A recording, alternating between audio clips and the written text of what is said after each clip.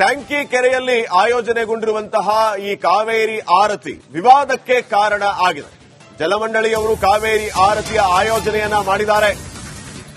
ಈ ಒಂದು ವಿಚಾರವೇ ಈಗ ವಿವಾದಕ್ಕೆ ಕಾರಣ ಆಗ್ತಾ ಇದೆ. ಪರಿಸರವಾದಿಗಳು ಹಲವು ವಿಚಾರಗಳನ್ನು ಇಟ್ಕೊಂಡು ವಿರೋಧವನ್ನು ವ್ಯಕ್ತಪಡಿಸ್ತಾ ಇದ್ದಾರೆ. ಜಲಮಂಡಳಿಯ ತೀರ್ಮಾನಕ್ಕೆ ಮಾರ್ಚ್ 21ನೇ ತಾರೀಕು ಈ ಕಾವೇರಿ ಆರತಿಯ ಆಯೋಜನೆಯನ್ನ ಮಾಡಲಾಗಿದೆ ಸ್ಯಾಂಕಿ ಕೆರೆಯಲ್ಲಿ. ಪರಿಸರವಾದಿಗಳ ವಿರೋಧ ಯಾವ್ಯಾವ ಕಾರಣಕ್ಕೆ ಅಂತಂದ್ರೆ, ಉತ್ತರ ಪ್ರದೇಶದ ಪುರೋಹಿತರಿಗೆ ಆಹ್ವಾನ ಕೊಟ್ಟಿದ್ ಯಾಕೆ, ಅವರನ್ನ ಯಾಕೆ ಕರೆಸ್ತಾ ಇದ್ದೀರಿ ಅಂತ ಪರಿಸರವಾದಿಗಳು ಕೇಳ್ತಾ ಇದ್ದಾರೆ. ಕೆರೆಯ ಸುತ್ತ ಮೆರವಣಿಗೆ, ಸಾಂಸ್ಕೃತಿಕ ಚಟುವಟಿಕೆಗಳು, ಲೈವ್ ಆರ್ಕೆಸ್ಟ್ರಾ, ಮನೋರಂಜನಾ ಕಾರ್ಯಕ್ರಮ, ಇದೆಲ್ಲದರಿಂದ ಕೆರೆ ಪ್ರದೇಶದಲ್ಲಿರುವ ಸಾವಿರಾರು ಜನರನ್ನ ಸೇರಿಸುವ ಏನು ಪ್ರಯತ್ನ ಮಾಡ್ತಾ ಇದ್ದೀರಿ. ಸುತ್ತಮುತ್ತ ಇರುವ ಪಕ್ಷಿಗಳಿಗೆ ತೊಂದರೆ ಆಗುವ ಆತಂಕ ಇರುವ ಹಿನ್ನೆಲೆ ವಿರೋಧ ವ್ಯಕ್ತವಾಗ್ತಾ ಇದೆ ಪರಿಸರವಾದಿಗಳಿಂದ.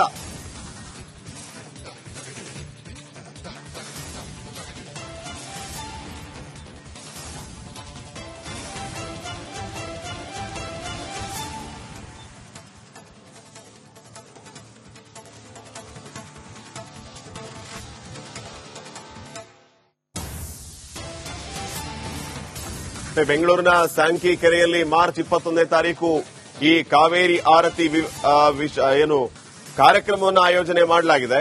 ಇದಕ್ಕೆ ಪರಿಸರವಾದಿಗಳು ವಿರೋಧವನ್ನ ವ್ಯಕ್ತಪಡಿಸ್ತಾ ಇರೋದು ಕಾರಣ, ಸುತ್ತಮುತ್ತ ಇರುವಂತಹ ಪಕ್ಷಿಗಳಿಗೆ ತೊಂದರೆ ಆಗುವ ಆತಂಕ. ಯಾಕೆ ತೊಂದರೆ ಆಗುತ್ತೆ ಅಂತಂದ್ರೆ, ಲೈವ್ ಆರ್ಕೆಸ್ಟ್ರಾ, ಮನೋರಂಜನಾ ಕಾರ್ಯಕ್ರಮ, ಸಾಂಸ್ಕೃತಿಕ ಚಟುವಟಿಕೆ, ಮೆರವಣಿಗೆ ಇತ್ಯಾದಿ ಇತ್ಯಾದಿ. ಇದರ ಜೊತೆಗೆ ಉತ್ತರ ಪ್ರದೇಶದ ಪುರೋಹಿತರಿಗೆ ಆಹ್ವಾನ ಯಾಕೆ ಅಂತಾನೂ ಅವರು ಪ್ರಶ್ನೆ ಮಾಡಿದ್ದಾರೆ. ಈ ಬಗ್ಗೆ ಇನ್ನಷ್ಟು ಮಾಹಿತಿಯನ್ನು ನೀಡುತ್ತಾರೆ ಪ್ರತಿನಿಧಿ ದೀಪ್ತಿ ಈಗ ಫೋನ್ ಸಂಪರ್ಕದಲ್ಲಿ. ದೀಪ್ತಿ, ಏನ್ ಹೇಳ್ತಿದ್ದಾರೆ ಪರಿಸರವಾದಿಗಳು, ಯಾಕೆ ವಿರೋಧ ಅಂತೆ ಅವರದು?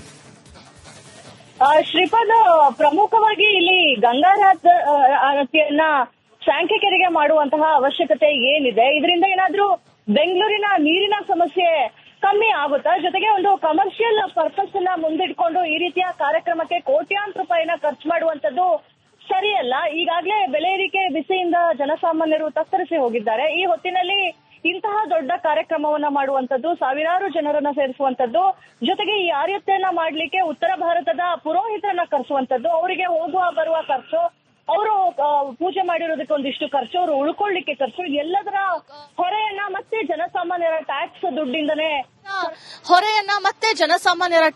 ದುಡ್ಡಿಂದನೇ ಸರ್ಕಾರ ವೆಚ್ಚ ಮಾಡುತ್ತೆ. ಹೀಗಾಗಿ ಇಂತಹ ಬರದ ಹೊತ್ತಿನಲ್ಲಿ ಇಂತಹ ಕಾರ್ಯಕ್ರಮಗಳ ಅವಶ್ಯಕತೆ ಏನಿದೆ? ಜೊತೆ ಬೆಲೆ ಏರಿಕೆ ಕಂಗೆಟ್ಟಿದ್ದಾರೆ ಜನಸಾಮಾನ್ಯರು.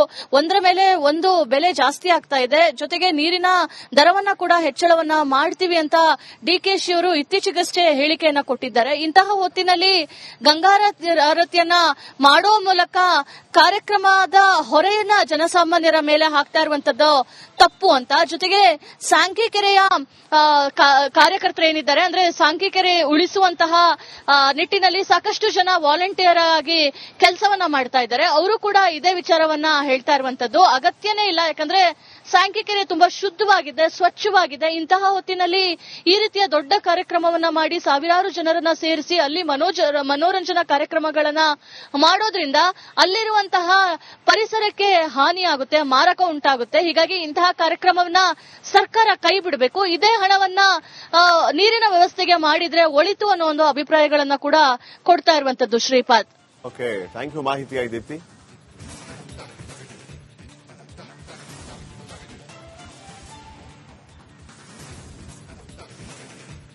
ನೋಡಿ, ಜಲಮಂಡಳಿಯ ಕಾವೇರಿ ಆರತಿ ಇಷ್ಟೆಲ್ಲ ವಿಚಾರಗಳಿಗೆ ವಿವಾದಕ್ಕೆ ಕಾರಣ ಆಗ್ತಾ ಇದೆ. ಜಲಮಂಡಳಿ ಇದನ್ನ ಯಾವ ರೀತಿ ತೆಗೆದುಕೊಳ್ಳುತ್ತೆ, ಈಗ ಪರಿಸರವಾದಿಗಳು ಮಾಡ್ತಾ ಇರುವಂತಹ ಈ ಆರೋಪವನ್ನ ಸರಿಪಡಿಸಿಕೊಳ್ಳುತ್ತಾ, ಅಥವಾ ಈ ಎಲ್ಲಾ ವಿಚಾರಗಳು ಅಂದ್ರೆ ಕಾರ್ಯಕ್ರಮ ಆಯೋಜನೆ ಮಾಡಿರುವುದರ ಬಗ್ಗೆ ಸಮರ್ಥನೆ ಮಾಡಿಕೊಂಡು ಯಥಾವತ್ತಾಗಿ ತಮ್ಮ ಸ್ಕೆಡ್ಯೂಲ್ ಪ್ರಕಾರನೇ ಕಾರ್ಯಕ್ರಮ ಮಾಡುತ್ತಾ ಅನ್ನುವಂತಹ ಪ್ರಶ್ನೆ ಇದೆ.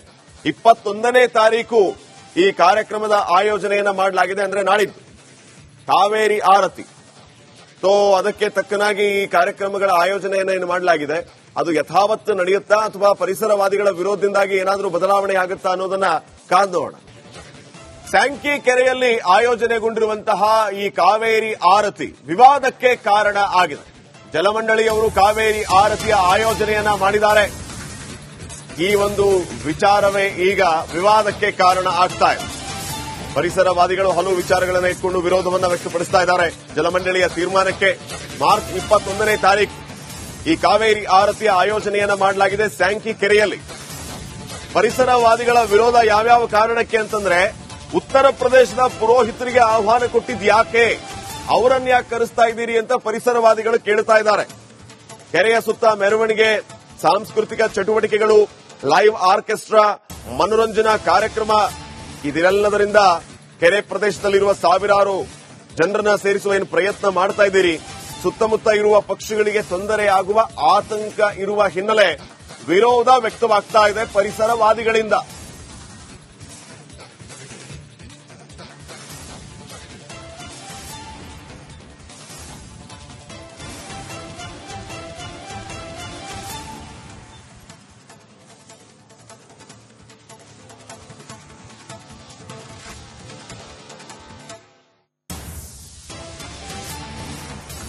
ಬೆಂಗಳೂರಿನ ಸ್ಯಾಂಕಿ ಕೆರೆಯಲ್ಲಿ ಮಾರ್ಚ್ 21ನೇ ತಾರೀಕು ಈ ಕಾವೇರಿ ಆರತಿ ಏನು ಕಾರ್ಯಕ್ರಮವನ್ನು ಆಯೋಜನೆ ಮಾಡಲಾಗಿದೆ.